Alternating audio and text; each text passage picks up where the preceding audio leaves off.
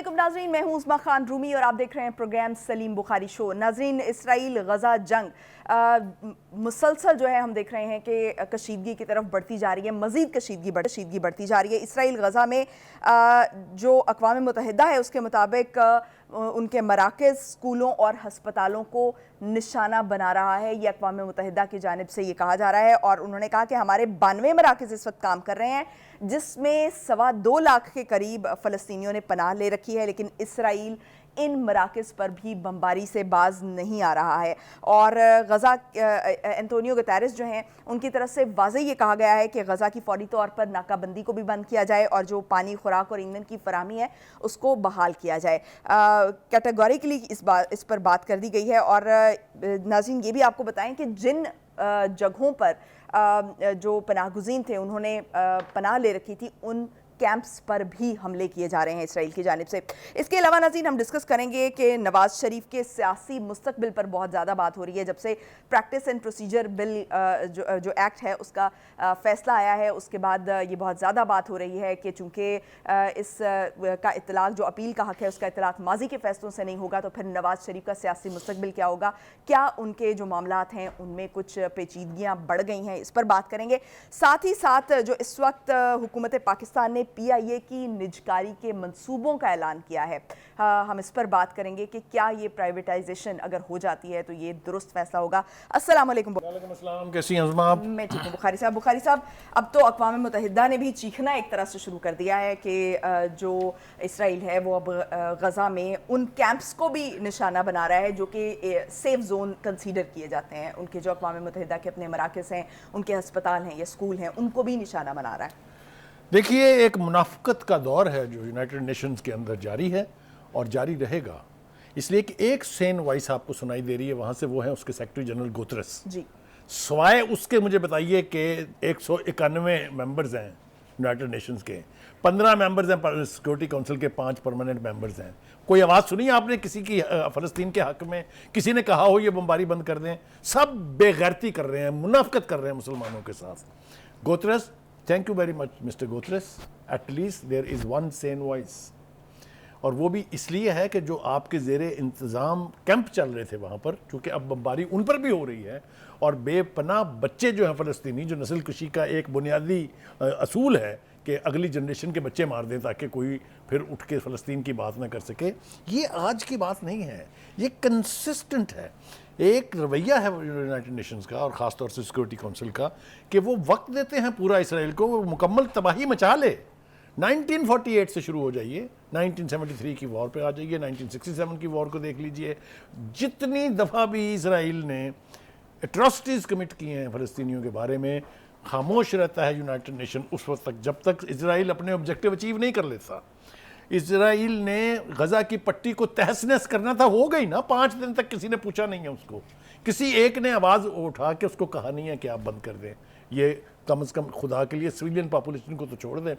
ये बात अपने मंतकी अंजाम तक पहुंच चुकी है कि फ़लस्तीनी हमास की सूरत में जो हमले कर रहे हैं उनका टारगेट फ़ौजी चौकियां हैं, उनका टारगेट चौकियां हैं, उनका टारगेट पुलिस है। लेकिन इस तरह से अलल ऐलान, आप मुझे बताइए क्या हैसियत है नेतन्याहू की कि वो ये कहे कि the last Hamas man is dead? Who are you? How can you decide the fate of a nation? तो ये सब कुछ हो रहा है, सब चुप है। चलिए, वेस्ट को तो छोड़ दीजिए, उसकी तो अकल का, दानिश का मातम हम करते रहते हैं, करते रहेंगे। फेक न्यूज़ का सहारा लिया जा रहा है अमेरिका जैसे मुल्क की तरफ से। 2 मैं आपके सामने वादे करना चाहता हूं। सबसे पहले उन्होंने कहा कि हमास के हमलों के पीछे ईरान है, कहा। अब प्रेसिडेंट ने कहा, वो जो थथलाते हैं बात करते हुए, खड़ा हुआ नहीं जाता उनसे, 4-5 मरतबा गिर चुके हैं। गुजारिश ये है कि आपने ये कहा कि ईरान इसके पीछे है, आपकी अपनी इंटेलिजेंस एजेंसीज ने कहा कि नहीं, ईरान इसके पीछे नहीं है, कोई सबूत नहीं है हमारे पास। फिर उसके बाद आपने कहा कि इजरायली बच्चों के गले काटे हैं हमास ने। Where is the proof? Has anybody confirmed it? Has any of your agency confirmed it? So fake news का सहारा लेके, हमने कल भी बात की थी, हम आपस में पर्सनली एक खातून के अगवा की और वो रेप की भी कुछ बात हो रही थी, लेकिन वो भी लेकिन इस वेस्टर्न मीडिया को खुदा गारत करे इसको, जो उन्होंने माँ छोड़ी बच्चे के साथ मिलने के लिए حماس نے. کہیں سنا آپ نے کہ کہیں اس کی بھی اس پروجیکشن ہوئی ہو اس طریقے سے جس اسپرٹ کے تحت انہوں نے چھوڑا ہے؟ چلیے یہ بھی ہو گیا. تو ایک بات تو یہ طے ہو گئی کہ سچ ہو یا جھوٹ، ویسٹ نے اور امریکہ نے اسرائیل کی مدد کرنی ہے، چاہے وہ ظلم کرے، چاہے وہ صہیونی جو مائنڈ سیٹ ہے کہ مسلمانوں کو تباہ و برباد کرنا ہے اس پہ عمل پیرا ہو. اب دیکھ لیجئے نا، اب پنگے بڑھنے شروع ہو گئے ہیں نا، بات اب غزہ سے آگے جا رہی ہے. دمشق پہ حملہ کر دیا انہوں نے، ہو گیا نا، آپ کے سامنے ہوا ہے نا. تو کہنے کا مطلب یہ ہے کہ یہ پھیلے گی آگ. اور میں مسلمان ملکوں کو وارن کرنا چاہتا ہوں اس پروگرام کے ذریعے سے کہ اگر آپ کا خیال یہ ہے کہ ہزاروں سینکڑوں لاکھوں فلسطینی مر جائیں گے اور ان کے گھر محفوظ رہیں گے، وہ اس غلط فہمی میں ہے.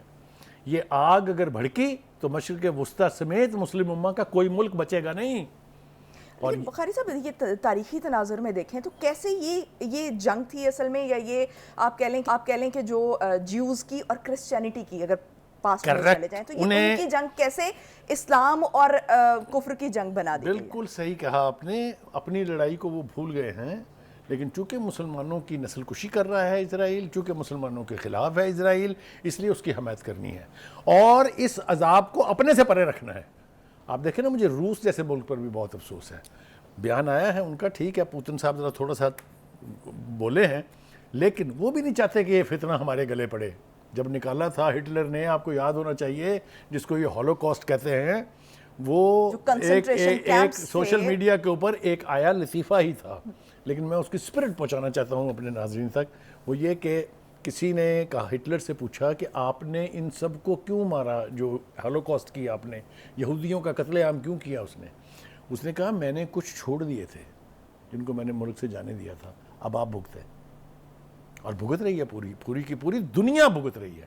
تو کہنے کا مقصد یہ ہے کہ یہ جو ویسٹ ہے، یہ جو امریکہ ہے، ٹھیک ہے آج آپ کے پاس طاقت ہے، آپ کے پاس قوت ہے، لیکن طاقت اور قوت کے بلبوتے پر اگر حکومتیں ہو سکتی یا دنیا میں قائم رہا جا سکتا تو سارے ڈکٹیٹر آج تک دنیا کے اوپر راج کر رہے ہوتے. تو بخاری صاحب کہیں یہ پاسبل ہے کہ جو کروسیڈز والا، آپ کو یاد ہوگا کہ بش نے بھی ایک ٹائم پر ذکر کیا تھا کہ یہ دس is the beginning of crusades جب یہ حملہ ہوا تھا، لیکن اس کے بعد جو یعنی کہ کروسیڈز کو وہ بھولے نہیں ہیں. تو کروسیڈز کا جو بدلہ ہے وہ اس طرح سے جیوز اور مسلمانوں کو آپس میں لڑا کے، مطلب بیک پہ رہ کے، تو اس سے وہ مقاصد حاصل کرنے کی کوشش امریکہ کو ڈگڈگی بچا کے باقی چھوٹے چھوٹے ممالک جو ہیں جہاں ان پاپولر رجیمز ہیں ان کو بندر کی طرح سے ناچ کرانے کا پرانا رواج ہے، پرانا شوق ہے، اور وہ اس میں کامیاب ہے.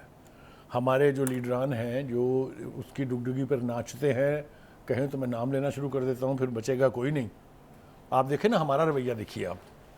آپ کو یاد ہے 2 ایسی کازز تھی جس کے اوپر پاکستان کی گلیاں، اس کی سڑکیں، اس کے میدان ابل پڑتے تھے.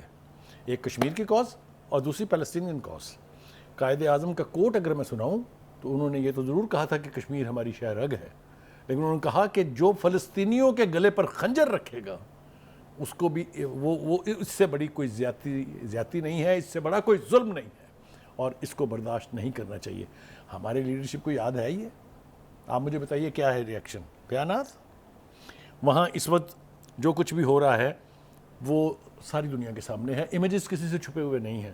میں داد دیتا ہوں ان چینلز کی، خاص طور سے ترکی کا جو چینل ہے TRT، جو الجزیرہ ہے، جو کم از کم اسرائیل کی اٹراسٹیز کو دنیا تک پہنچا رہے ہیں. ان کی سکرینوں کے اوپر آپ دیکھ سکتے ہیں کہ 24 گھنٹے کس طرح رتھلیس بم برسائے جا رہے ہیں، ایریل بامبنگ کی جا رہی ہے. نہ وہاں ہسپتال محفوظ ہیں، نہ وہاں سکول محفوظ ہیں. اور مصر جیسا ملک جو اپنے آپ کو اتنا بڑا اسلامی ملک کہلاتا ہے، واحد راستہ غزہ میں رہنے والوں کے لیے وہ کوریڈور ہے جس کو بند کیا ہوا ہے انہوں نے، اور اس کو کھولنے سے انکار کر دیا ہے. ڈوب مرنا چاہیے ایسی قیادت کو.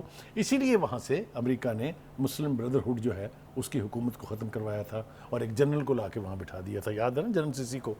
تو اسلامی بردرہڈ سے بھی میرا مطالبہ ہے کہ آپ ایک بہت بڑی تنظیم ہے، پوری دنیا میں ہیں آپ، ہر جگہ ہیں آپ. یہ وقت ہے جاگنے کا، جہاں جہاں بھی آپ ہیں. میں ایک عرض کروں آپ سے کہ ایک جہاد تو یہ بھی ہے کہ اگر آپ کا دشمن طاقتور ہے تو آپ دل میں اس کے خلاف تبرہ کریں. اٹھا کے پتھر مارنا بھی نہیں افورڈ کر سکتے آپ، تلوار سے لڑنا نہیں افورڈ کر سکتے. تو میرے خیال سے this is the time that all those who have love for Islam, who are Muslims, انہیں چاہیے کہ اس موقع کے اوپر فلسطینیوں کو اکیلا نہ چھوڑے، کیونکہ آج فلسطینینز ہیں، کل کو کوئی اور ہوگا۔ اگر اسرائیل کے بس میں ہو تو آپ کا خیال ہے مصر بچے گا، آپ کا خیال ہے شام بچے گا، آپ کا خیال، اور hats of two those countries جنہوں نے ببانگ دہل اسرائیل کے خلاف آواز اٹھائی ہے۔ بخاری صاحب کچھ جیوز بھی ہیں جو اسرائیل کی مخالفت کرتے ہوئے ایک نظر آ بات رہے ہم ہیں، اپنے بلکہ وہ کہہ ناظرین رہے کو ہیں بتا کہ دیں، لینڈ لینا ہمارے کہیں تورات میں ایک ہمارے بات مذہب میں ہے ہم ہی نہیں۔ اپنے ناظرین کو بتا دیں کہ ایک فرق ضرور رکھیں، یہودی میں اور زائنسٹ میں بہت زمین آسمان کا فرق ہے۔ We are not against the Jews, please don't make a mistake. میں ابھی میرے بڑے بھائی ہیں لندن میں، انہوں نے مجھے ایک سپیچ بھیجی ہے، اس کی جو کوئی لیڈر تھے، لیبر کے لیڈر تھے، وہ غالباً پارلیمنٹ سے انہوں نے خطاب کیا تھا، اس میں انہوں نے تجربہ بیان کیا ہے۔ انہوں نے کہا کہ میں 6 سے زیادہ اسرائیلی پرائم منسٹر کا دوست رہا ہوں، میں یاسر عرفات سے مل چکا ہوں، تو وہ اکثر آنے جانے والے وہ لوگ ہیں۔ انہوں نے ڈرایا ہے ویسٹ کو، انہوں نے اپنی حکومت کو بھی وارن کیا اور ویسٹ کو بھی وارن کیا کہ یہ جو ایٹیچیوڈ ہے یعنی زائنسٹ مینٹلٹی کا، یہ دنیا کے لیے خطرہ ہے، صرف مسلمانوں کے لیے خطرہ نہیں ہے۔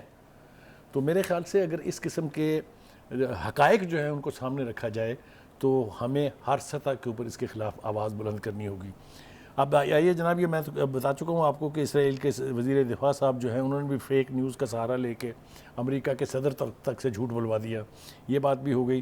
اگلی بات جو ہے وہ ہمیں کرنی ہے کہ جو کچھ بھی ہے، چاہے وہ تعداد میں کم ہے، چاہے وہ غیر مسلح ہیں، لیکن انہوں نے بھی اسرائیل جیسی ملٹری مائٹ کو چیلنج کر کے یہ ثابت کر دیا ہے کہ اگر آپ کے دل میں جذبہ جہاد ہے، اگر آپ کے دل میں آزادی کی تڑپ ہے، تو دنیا کی کوئی طاقت آپ کا راستہ نہیں روک سکتی۔ جی اب تھوڑا سا میرے خیال سے پوری دنیا میں اس طرف بھی دیکھ لیں، موساد کے میں اس طرف بھی تھوڑا سا آنا چاہتا ہوں۔ دیکھیے، ایک تو امریکی صدر صاحب نے یو اے ای کے پریزیڈنٹ سے رابطہ کیا ہے، اسی طرح سے ایرانی صدر نے سعودی کراؤن پرنس سے رابطہ کیا ہے، پھر سعودی ولی عہد اور ترک پریزیڈنٹ کا رابطہ ہوا ہے، یو اے ای اور ایران کے وزرائے خارجہ کی ٹیلی فونک بات ہوئی ہے، تو ایکٹیویٹی تو شروع ہو گئی ہے۔ میں صرف یہ چلا رہا تھا کہ یہ ہوتا بہت لیٹ ہے، یعنی اسرائیل کو موقع مل جاتا ہے کہ وہ اپنی ساری خواہشات پوری کر لیتا ہے، اس کے بعد پھر اس کی پکڑ تو خیر نہیں ہوتی، لیکن اس کے اوپر اس کو جواب دے جب بنایا جاتا ہے، اس وقت تک تباہی مکمل ہو چکی ہے۔ چلیے بخاری صاحب، یہ بڑی اچھی خوش آئند بات ہے کہ اس وقت جو ہے وہ موومنٹ جس کو ہم ایکسپیکٹ کر رہے ہیں وہ شروع ہو چکی ہے۔ دیر آئے درست آئے۔ پریکٹس اینڈ پروسیجر ایکٹ کے نفاذ کے بعد جو نواز شریف کا مستقبل ہے اس پر بہت زیادہ چہمگوئیاں ہو رہی ہیں۔ بخاری صاحب سے جانیں گے کہ کیا ان کے سیاسی مستقبل پر اس کے اثرات وہ دیکھ رہے ہیں۔ بخاری صاحب بتائیے گا کہ خاص طور پر جب یہ کل فیصلہ آیا تو اس کے بعد سے جو اپیل کا حق ہے وہ چونکہ ماضی کے فیصلوں سے اس کا اطلاق نہیں ہوگا، اس کے بعد یہ کہا جا رہا ہے کہ جو نواز شریف کا مستقبل ہے اس پر کچھ سوالات اٹھتے ہیں، ان کا سیاسی مستقبل جو ہے وہ ذرا پیچیدہ نظر آ رہا ہے۔ لیکن جو عزم نظیر تارڑ ہیں وہ کہہ رہے ہیں کہ الیکشن ایکٹ میں جو ترمیم کی گئی تھی 2017 میں، اس کے بعد جو ہے وہ نواز شریف اس کیٹیگری میں نہیں آتے ہیں، تو ذرا اس کو ذرا ایکسپلین کر دیجیے۔ دیکھیے، ان کی سیاست کے خاتمے کی دھمکی دے کر ہی ان کو اس ملک سے بھیجا گیا تھا، اور ابھی بھی ان کو ڈرانے کی کوشش کی جا رہی ہے کہ آپ یہاں نہ آئیں، آپ کے لیے گنجائش نہیں ہے، آپ آئیں گے تو جیل جائیں گے۔ آپ دیکھیں نا، ایک کنسسٹنٹ مہم ہے، چاہے وہ P T I sponsored social media ہے، کچھ مین سٹریم میڈیا ہے، وہاں بھی یہی باتیں ہو رہی ہیں، کچھ سیاسی لیڈر ہیں جو اس قسم کے بیانات دے رہے ہیں، لیکن یہ اب طے ہو گیا ہے کہ ان کو واپس آنا ہے اگر انہوں نے اپنی پارٹی کی ساکھ اور اپنا مستقبل بچانا ہے تو۔ اور اسی لحاظ سے میں یہ وثوق سے کہہ سکتا ہوں کہ وہ 21 اکتوبر کو واپس آ رہے ہیں۔ انہیں اچھی طرح سے معلوم ہے کہ ان کے ساتھ کیا ہو سکتا ہے، یعنی ورسٹ کیس سیناریو ہم دیکھ لیتے ہیں۔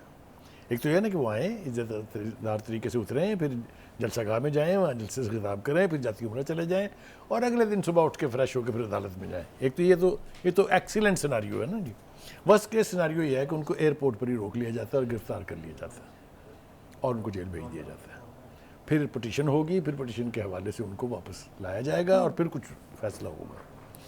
یہ اگر کوئی یہ سمجھ رہا ہے کہ یہ اس بھولے بندے کو نہیں پتا، یہ اس کو سب پتا ہے۔ دیکھیے، یہ کیوں نہیں ہوگا؟ یہ اس لیے نہیں ہوگا کہ وہ جو لوگ اس کو یقینی بناتے، اس پر عمل کر کے دکھاتے، وہ اب نہیں ہے۔ نہ یہاں جنرل باجوہ ہے، نہ یہاں جنرل حمید ہے، نہ یہ ثاقبی کوٹ ہے، نہ یہ کھوسوی کوٹ ہے، نہ یہ گلزاری کوٹ ہے، نہ یہ بندیالی کوٹ ہے۔ Things have changed. सो किसी भी शख्स को उसके ऊपर कोई भी इल्ज़ाम, उसको मौका तो मिलेगा ना कम से कम. ये तो नहीं होगा कि वन साइडेड फैसला करके और आप बस जल्दी जल्दी जल्दी उसका ऐलान कर दें.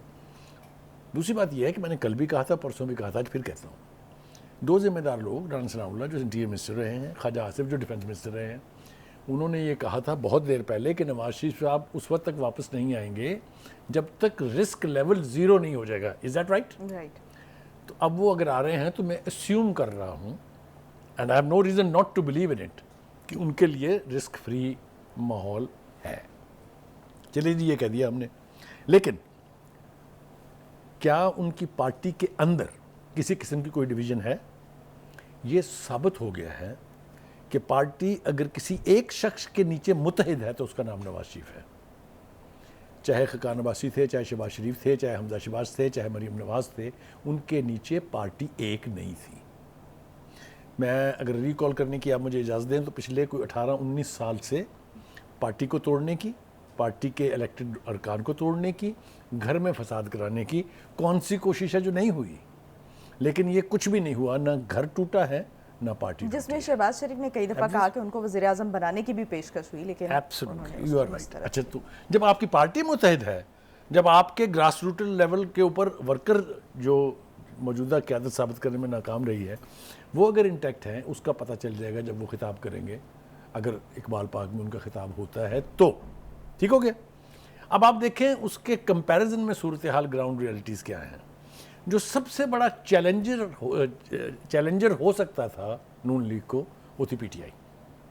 और अगर आप इजाज़त दें मुझे तो पीटीआई के चीफ खान साहब, जिनका नाम लेना ज़रा थोड़ा गड़बड़ होती है, तो वो अब ज़रा थोड़ा सा जल्दी से जायज़ा ले लेते हैं कि वो ख़ुद तो जेल में है. उन्हें बड़ा शौक था ना अपने सियासी मुखालफिन को जेल में रखने का, याद है ना? मैं छोड़ूंगा नहीं, मैं जेल में भर दूंगा. और उनके जो MPAs और जो बुजुर्ग होते थे वो तारीख देते थे, फ़लाँ इतने साल के लिए फ़लाँ जेल में जाएगा, फ़लाँ को इतनी सज़ा होगी. याद है ना आपको सब कुछ? याद है. जिस तरह से नैब केसेस चल रहे थे. वो माहौल अब नहीं है. ग्राउंड पर उनको चैलेंज करने के लिए रह जाती है पीछे पार्टी. जब सरबराह जेल में हो या सरबराह नवाज शरीफ की तरह से मुल्क से बाहर हो, तो फिर पार्टी को इंटैक्ट रहना चाहिए. उनकी पार्टी के जितने इलेक्टेबल लोग थे, उनमें से 95% लोग नए धड़ों में तकसीम हो चुके हैं. चाहे आप उन्हें मफरूर लोगों का घोंसला कह लें, चाहे आप उन्हें सियासी पार्टियों का नाम दे लें, जो उनके नाम है आपके सामने है. पीटीआई से वो निकल चुके हैं. बाकी क्या बचा जनाब? उसमें कैपेसिटी है एक कामयाब इंतखाबी मुहिम लॉन्च करने की? The answer is no. इसलिए कि वहाँ को बचा ही नहीं है. दूसरी बात यह कि क्या इम्कानात बाकी हैं कि खान साहब जो है बाहर आ जाएं, फिर से वो अपने गिर्द अपने लोगों को खड़ा कर लें? The answer is no. Social media के ऊपर कैंपेनें चला के आप इलेक्शन नहीं जीत सकते, क्योंकि इसका हमेशा से ताल्लुक जो है ग्रास रूट लेवल के ऊपर आपकी सपोर्ट, आपके वर्कर्स, आपकी तंजीम से होता है. तो ये भी सिनेरियो कोई बहुत. तो बुखारी साहब, ये जो साइफर केस है, इसमें ये तो ये भी बात हो रही है कि जो खान साहब हैं उनको सज़ा हो जाएगी, लेकिन शाह महमूद कुरैशी जो हैं उनकी किसी ना किसी तरह बचत हो जाएगी और वो बाहर आ जाएंगे. यानी ये भी इस तरह से कुछ अफवाहें चल रही हैं या कुछ मगर चल रही हैं. उज़मा, इसमें कितने चांसेस? मगर उज़मा ये देखिए, चाहे वो परवेज़ इलाही हों जो पार्टी के प्रेसिडेंट हैं, चाहे वो शाह महमूद कुरैशी हों जो पार्टी के वाइस चेयरमैन हैं, चाहे वो असद उमर हो, चाहे वो कोई भी हो, उनकी तो अपनी पार्टी में पजीराई नहीं थी. 2 इजलास नहीं कर सके शाह महमूद कुरैशी साहब, आपको नहीं याद? 2 इजलास नहीं कर सके चौधरी परवेज़ इलाही साहब. बेचारों को जेल जाना पड़ गया बिला वजह. तो मैं खैर कहूँगा, लेकिन जब पीटीआई के सपोर्टर के पास जो है वो खान साहब वाली ऑप्शन ही नहीं होगी, तो वो कोई ना कोई वो घर से नहीं निकलेंगे. देखिए, पार्टियों का टेस्ट वो होता है जब आपके ऊपर हालात तंग कर दिए जाएं. हमेशा से आप देखिए, जो पीपल्स पार्टी का जियाला क्यों कहलाता है? क्योंकि उन्होंने मारें खाई हुई हैं. ये जो मतवाले या जो मर्जी नाम दे लें इनको, जो नवाज शरीफ साहब के हैं, इन्होंने भी कड़े वक्त गुजारे हुए हैं. साद रफ़ीक को देख लीजिए आप, उनके भाई सलमान रफ़ीक साहब हैं. आप जिसका भी अब बेपना नाम ले सकते हैं, जिन्होंने जेलें काटी हैं, जिन्होंने सज़ाएँ भुगती हैं, जिन सब. ये एलिमेंट अभी कहीं नहीं है. पता ये चला कि जब 9 मई के बाद गिरफ्तारियाँ हुई, लोग पकड़े गए, कितने लोग निकले बाहर.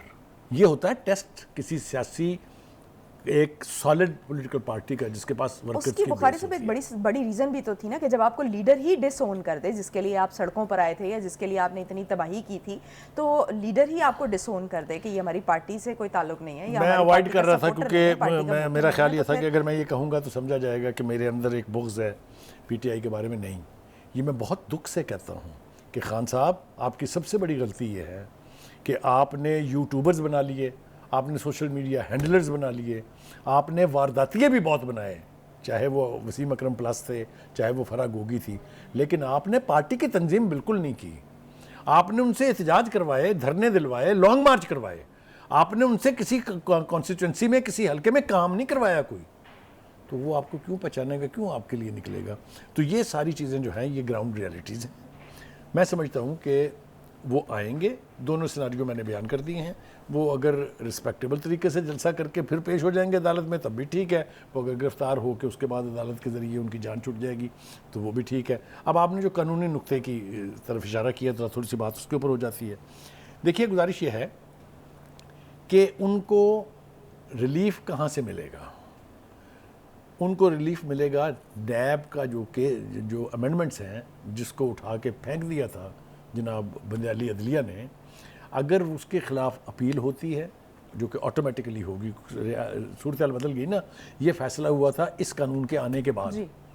اگر وہ بینچ بے معنی ہو جاتا ہے، اس بینچ کا فیصلہ بے معنی ہو جاتا ہے، تو نیب کی ان امینڈمنٹس میں ان کے لیے ریلیف موجود ہے. کہا بھی یہی گیا تھا کہ یہ شاید میاں صاحب کو ریلیف دینے کے لیے بنا کی جا رہی ہے. ایک بات. دوسری بات یہ ہے کہ جو مقدمہ ہے جس میں سزا ہوئی ہے، اس مقدمے کے 6 ملزمان جو ہیں وہ آلریڈی بری ہو چکے ہوئے ہیں، اور عدالت نے ان کو بری اس لیے نہیں کیا تھا کہ عدالت پیش نہیں ہوئے تھے. اور یہ وہی ہے لمحہ فکریہ جس کی طرف میں اشارہ کر رہا ہوں کہ وہ جب جا کے کورٹ میں سرنڈر کریں گے کہ جی میں آ گیا ہوں. پاناما میں ان کے خلاف کوئی ثبوت نہیں نکلا تھا، اس لیے تو اقامہ پہ ڈسکوالیفائی کیا ان کو. تو یہ ساری چیزیں جو ہیں یہ ان کو فیس تو کرنی پڑیں گی. ہارڈ شپ کے بغیر لیڈرشپ نہیں ہوتی، اور پولیٹیکل لیڈرشپ تو بالکل نہیں ہوتی. تو آئی ایکسپیکٹ کہ وہ آئیں گے تو یقینی طور پر ان کو یہ پتہ ہے کہ میں نے کیا کرنا ہے. اب آ جائیں جناب تھوڑا سا آگے چلتے ہیں. دیکھیے جو مولانا فضل الرحمان صاحب کی اور شہباز شریف کی جو ملاقات ہوئی ہے اس کے حوالے سے کل بھی ہم نے بات کی تھی، آج بھی ہم اس کی بات تھوڑی سی کر لیتے ہیں. انتخابات کے حوالے سے جو بات ہو رہی ہے، ہاں، کہ وہ مولانا اور میاں نواز شریف صاحب جب آپس میں ملیں گے تو میں آپ کو یقین دلاتا ہوں کہ مولانا اپنی پہلی پوزیشن جو ہے اس سے تھوڑا سا پیچھے ہٹ جائیں گے. وہ نہیں چاہتے کہ انتخابات جنوری میں ہوں. ان کی بہت ساری وجوہات ہو سکتی ہیں. پہلے انہوں نے کہا تھا کہ جی معیشت جو ہے یہ خراب ہے اس لیے نہیں ہو سکتے. اب وہ کہہ رہے ہیں کہ برف باری ہوگی تو نہیں ہوگا. دیکھیں جب الیکشن ہونے ہوتے ہیں تو ایران میں ایک دفعہ پارلیمنٹ پہ بم چلا اور اس کے 70 ایم پیز مر گئے تھے، شہید ہو گئے تھے، اور انہوں نے 30 دن کے اندر دوبارہ ان 70 کانسٹیٹوئنسی میں الیکشن کرا دیا تھا during the war. Gulf war was on. تو اگر نیت ہے الیکشن کرانے کی تو پھر وہ رکتے نہیں ہیں کسی بھی صورت میں. پھر یہ سردی میٹر نہیں کرتی، جواز نہیں بنتا. ہم نے تھوڑا سا سینٹر اعظم نذیر تارڑ صاحب نے کافی ساری ایکسپلینیشن دینے کی کوشش کی ہے کہ کس طریقے سے ان کو ریلیف مل جائے گا. وہ میرے خیال سے ہم نے جتنی بات کر لی ہے پھر اس کی وہ الیکشن ایکٹ کے حوالے دہرانے کی بات نہیں. تھوڑا سا ذکر کر لیجیے جناب نگران وزیر اعظم صاحب کا. وہ یہ کہتے ہیں کہ میں جو انتظامات ہیں الیکشن کرانے کے ان سے بہت مطمئن ہوں. الیکشن کمیشن جو ہے وہ اپنا کام بڑی صورت کے ساتھ کر رہا ہے، اور اگر یہ بات درست ہے تو اس کا مطلب یہ کہ وہ جو ہم بار بار دعویٰ کر رہے ہیں یا ہم بلیو کرتے ہیں یہ کہ الیکشن ہر صورت ہوں گے، تو میرے خیال سے وہ صورتحال بھی اپنی جگہ موجود ہے. ٹھیک ہے بخاری صاحب، ایک بہت بات ہو رہی ہے کہ ابھی چونکہ سعودی عرب جا رہے ہیں، پہنچ چکے ہیں نواز شریف، اور اب اس کے بعد جو ہے وہ کچھ اور دورے بھی، 2 جگہ کے اور دورے بھی کرنے تھے، لیکن اب یہ بھی بات کی جا رہی ہے کہ اب جو سعودی عرب کا دورہ ہے اس کے فوراً بعد جو ہے وہ نواز شریف واپس چلے جائیں گے، وہ پاکستان نہیں آ رہے. دیکھیے یہ بہت ساری باتیں پہلے بھی ہم نے سنی ہیں، یہ پہلی دفعہ نہیں ہے. جب انہوں نے اعلان کیا تھا 21 اکتوبر کا تو اس کے اوپر بھی بہت سوال اٹھے تھے، اور خود ہم بھی ان میں سے I was one of them جو سمجھتے تھے کہ شاید ابھی حالات ان کے واپس آنے والے نہیں ہیں، سازگار نہیں ہیں. لیکن جیسا میں نے پھر کل کے پروگرام میں کہا تھا، میں اپنی بات کو دہرا رہا ہوں کہ اگر نواز شریف صاحب اب نہیں آتے ہیں تو ہی will be irrelevant to Pakistan's politics. یہ بہت ہیوی سٹیٹمنٹ ہے، لیکن یہ میں انتہائی ذمہ داری سے دے رہا ہوں، کیونکہ میں نے یہ بھی کہا کہ لیڈر وہی ہوتا ہے جو مشکلات کا آئی ٹو آئی سامنا کرے، ان سے سروائیو کر کے پھر آپ قوم کی لیڈرشپ کے اور مستحق اگر نواز شریف نہیں آئیں گے تو پھر ان کی جو پارٹی ہے اس کا جو حال ہوگا وہ پھر اللہ تعالیٰ سے بہتر جانتا ہے. والا بھی ہو سکتا ہے. جی اس سے بھی بدتر ہو سکتا ہے، کیونکہ پارٹیاں ہم نے بنتی، بگڑتی، ٹوٹتی اور ختم ہوتی پھر دوبارہ ریوائیو کرتی ہوئی بھی دیکھی ہیں. تو دیکھتے ہیں کیا مستقبل ہوتا ہے. ٹھیک ہے بخاری صاحب. فواد حسن فواد صاحب نے ایک اہم پریس کانفرنس کی ہے اور اس میں جو پی آئی اے کی نجکاری کے منصوبوں کا اعلان کیا ہے، اور جو پی آئی اے نے اس وقت تک جو لاس کر لیا ہے، جو ایکیومولیٹڈ لاس ہے، اس کا ذکر کیا ہے. انہوں نے کہا ہے کہ اس وقت ان کا جو خسارہ ہے، جو پی آئی اے خود بھی مانتی ہے کہ وہ تقریباً جو ہے وہ ماہانہ 13 ارب روپے ہیں قریباً، یعنی 50 کروڑ روپے کا جو ہے وہ روزانہ کی بنیاد پر نقصان ہو رہا ہے. بخاری صاحب، یہ جتنی بھی اسٹیٹ اون انٹرپرائزز ہیں، ان کی پرائیویٹائزیشن کا جو معاملہ ہے، یہ ہمیشہ ہر گورنمنٹ میں ہم دیکھتے ہیں کہ یہ سر اٹھاتا ہے، لیکن چونکہ یہ غیر مقبول فیصلے ہوتے ہیں، ان کی سیاست کے لیے، ان کی پوزیشن کے لیے بیٹر نہیں ہوتے، تو اس لیے جو الیکٹڈ گورنمنٹس ہوتی ہیں وہ اس قسم کے فیصلے کرنے سے اوائڈ کرتی آئی ہیں، اور آج ہم اس کا وہ خمیازہ بھگت رہے ہیں. کیا یہ جو نگران سیٹ اپ ہے یہ اس کو اون کر سکے گا اور یہ فیصلہ کر سکے گا؟ 2 ادوار ہم نے دیکھے ہیں اپنی تاریخ میں. ایک تھا بھٹو صاحب کی نیشنلائزیشن کا دور، جی، اس کے اندر بھی تباہ کاریاں پوشیدہ تھیں، اور اب ہم دوسرا دور دیکھ رہے ہیں پرائیویٹائزیشن کا. اس کے اندر بھی چھپی ہوئی خرابیاں بھی ہیں اور خوبیاں بھی ہیں. اب یہ کون طے کرے گا کہ اس کی خوبیاں زیادہ ہیں یا خرابیاں زیادہ ہیں؟ یہ ایک وہ کنٹروورسی ہے جو چلی ہوئی ہے. آپ دیکھیے، جو نیشنل ایسٹس کو بیچنے کی بات ہے، یہ نجکاری پی آئی اے کی نیا ایشو نہیں ہے، یہ دیرینہ ایشو ہے، بہت پرانا ہے. اسی طرح سے اگر آپ کو یاد ہو تو نیو یارک میں جو ہمارا روزویلٹ ہوٹل ہے، وہ بھی ایک بہت بڑی پراپرٹی ہے، بڑی ہیوج پراپرٹی، اور پی آئی اے ہی کی ہے. جی، اس کی کنٹروورسی پچھلے 20 سال سے چل رہی ہے. ہر دفعہ ہر حکومت نے کوشش کی کہ اپنا فرنٹ مین کھڑا کر کے اس کو سستے داموں بیچ کے اور اس کے اوپر قبضہ کیا جائے. نام میں لینا نہیں چاہتا ہوں کیونکہ اس کا موقع نہیں. اسی طرح سے پی آئی اے، آپ کو تھوڑا سا تعارف کرا دوں کہ یہ وہ پی آئی اے ہے جس نے اس ریجن کی بہت سی ایئر لائنز کو نہ صرف تربیت دی بلکہ ان کو لانچ کیا. ان کے اندر سب سے بڑی کامیاب جو ہے وہ ایمریٹس ایئر لائن ہے. ذرا ہسٹری پہ نظر دوڑا کے دیکھیے کہ ان کے پائلٹ تک کو ٹریننگ ہم نے دی، ان کے ایئرپورٹس ہم نے بنائے جا کے، ان کے ایئرپورٹس کی بلڈنگز ڈیزائن ہم نے کی وغیرہ وغیرہ. آج ہمارا اپنا کیا حال ہے؟ پی آئی اے ایک بلیڈنگ وونڈ ہے. اس کے اندر حال یہ ہے کہ کبھی تو ہماری فلائٹ سعودی عرب میں روک لی جاتی ہیں کہ جی پیسے دیو کیش سے پٹرول ملے گا، یعنی آئل ملے گا ورنہ نہیں ملے گا. اور اب بدترین حالت یہ ہے کہ ملک کے اندر P S O which is a state organisation, it refused to refuel the planes. اس کے نتیجے میں 3 فلائٹس کینسل ہوئی ہیں، جو آج صبح جو 3 کینسل. ٹھیک ہے. میرے خیال سے اس منظر نامے کو جو میں نے پیش کیا ہے، اس پر کسی بھی غیرت مند حکومت کو ڈوب مرنا چاہیے. کیوں نہیں ہو رہا یہ؟ اس کے بہت سارے جواز ہوں گے. کہیں تو یہ خدشہ ہوتا ہے کہ کہیں سستے داموں اپنے من پسند بندے کو نہ بیچ دی جائے. کہیں خدشہ ہوتا ہے کہ اس کے جو ملازمین ہیں وہ جب بے روزگار ہوں گے تو بے روزگاری اور بڑھے گی تو حکومت کے لیے ایک اور عذاب ہوگا. جو اس کے امپلائیز ہیں ان کے کنسرن یہ ہیں کہ اگر یہ سارا سودا یعنی بھانڈے بھی بک گئے تو ہماری پینشنیں، ہماری گولڈن ہینڈ شیک، اس سارے کچھ کا کیا بنے گا؟ والی وارث کون بنے گا؟ کیا ہم نے دیکھا نہیں ہے کہ بہت سارے متاثرین بہت سارے حکومتی فیصلوں کے 20 سال 30 سال گلتے سڑتے رہتے ہیں. یہاں تو کوئی بنی ہوئی سوسائٹی اپنے رجسٹر کیے ہوئے ممبرز کو پیسے واپس کرنے کے لیے تیار نہیں ہوتی. لیکن اب تو ریاست اس کو اون کر رہی ہے نا، وہ پورا پلان دے رہی ہے کہ جو انجینئرز اور دیکھیے پائلٹس ہیں یہ پلان اس طرح سے اکوموڈیٹ کیا جائے گا. ہر سکسیسو حکومت نے دیا ہے. کوئی بھی پی آئی اے کی نجکاری کے خلاف نہیں تھا تو پھر کیوں نہیں ہوئی؟ میں نے آپ سے کہا نا کہ وہ اس کے لیے ان کی سیاست کے لیے جو ہے وہ فیصلہ ٹھیک نہیں ہوتا. اس کا مطلب یہ ہے کہ اس ایسے نیشنل امپورٹنس کے ایک پروجیکٹ کو اپنے سیاسی مقاصد کے لیے مس یوز کیا گیا. یہی تو رونا میں رو رہا ہوں. میرے خیال سے the soonest we sort this out، اس سے ملک کا بھی فائدہ ہوگا، اور پی آئی اے اگر اچھے ہاتھوں میں جا کے ایک اچھی ایئر لائن بن سکتی ہے، ایک پاکستان کا ایسا فلیگ کیریئر بن سکتا ہے جس کی شہرت اچھی ہو، جس میں لوگ ٹریول کرنا اچھا سمجھیں. کون پاکستانی گرج کرے گا اسے؟ کوئی نہیں کرے گا. however دیکھنا یہ ہے is that going to happen or not. جو فواد حسن فواد صاحب میرے لیے بڑے قابل احترام ہیں اس لیے کہ ہی از اے ویری کمپیٹنٹ بیوروکریٹ. ان کی تجاویز ہمیشہ جو بھی وہ دیتے رہے ہیں کاش وہ اس وقت کے حکمرانوں نے مانی ہوتی.